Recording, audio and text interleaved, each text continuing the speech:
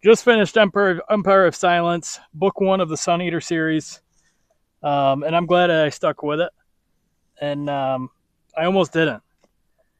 This book is slow, for me at least. The prose is elevated.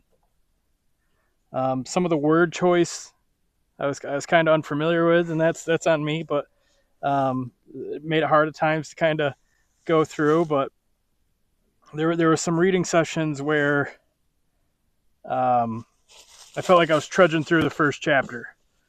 It's not a book that hands you momentum. Sometimes I would pick it up and again just kind of trudging through that chapter, getting through the first section during a reading session.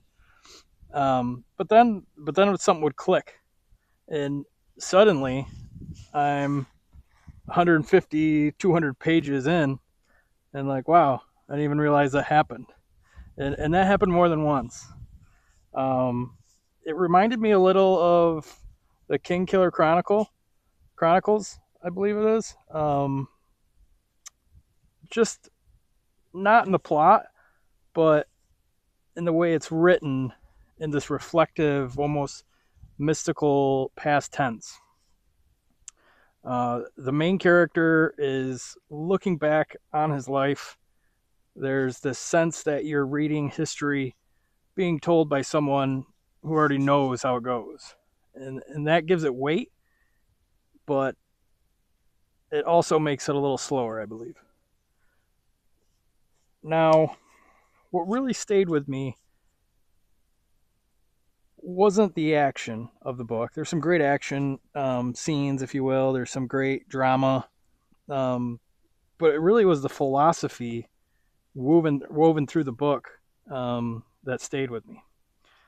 The book keeps questioning this human superiority. It keeps showing how tribal we are, not just toward alien species in the story here, but toward each other.